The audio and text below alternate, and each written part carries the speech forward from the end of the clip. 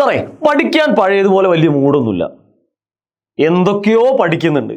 ഒരു സന്തോഷത്തോടു കൂടിയൊന്നല്ല ഇതൊക്കെ ചെയ്യുന്നത്. എന്താണ്, ഒരു റൂമിന്റെ അകത്ത് നിന്ന് കണ്ണാടിക്ക് മുമ്പിൽ നിന്ന് പിറുപിറുക്കുന്ന ഒരുപാട് കുട്ടികളുണ്ട്. അവരോടാണ് എനിക്ക് സംസാരിക്കാനുള്ളത്. മക്കളെ, ആദ്യം നിങ്ങളോട് പറയാനുള്ളത് ആവശ്യം നമ്മുടേതാണ് എന്നുള്ളതാണ്. നഷ്ടപ്പെട്ടു പോയ ആ സന്തോഷത്തെ നമുക്ക് തിരികെ കൊണ്ടുവരണം. അപ്പൊ എങ്ങനെയാണ് നമ്മൾ ആ സന്തോഷത്തെ നമ്മളിലേക്ക് കൊണ്ടുവരാൻ ഉദ്ദേശിക്കുന്നത്? ആരാണ് സന്തോഷം കൊണ്ടുവരുന്നത്? ഈ കാര്യങ്ങളെ കുറിച്ചൊക്കെയാണ് ഞാൻ നിങ്ങളുമായിട്ട് ഷെയർ ചെയ്യുന്നത്. സന്തോഷത്തിന്റെ ഏറ്റവും പ്രധാനപ്പെട്ട കാരണക്കാരൻ ഡോപ്പമിനാണ്.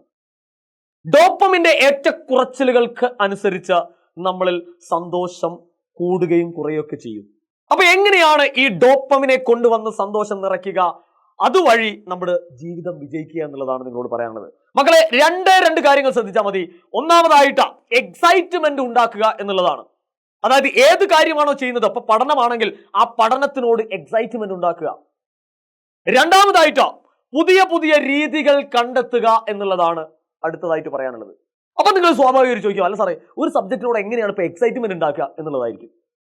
മക്കളെ, ആദ്യം പറയാനുള്ളത് നിങ്ങൾ ആ സബ്ജക്റ്റുമായിട്ട് ഡിസിപ്ലിൻഡ് ആവുക എന്നുള്ളതാണ്. അതായത് നമ്മൾ ഏത് ദിവസം പഠിക്കുന്നു ആ ദിവസം തന്നെ റിപ്പീറ്റ് ചെയ്യുക. അതേപോലെ തന്നെ ഏത് സമയം പഠിക്കുന്നു അത് തന്നെ റിപ്പീറ്റ് ചെയ്യുക.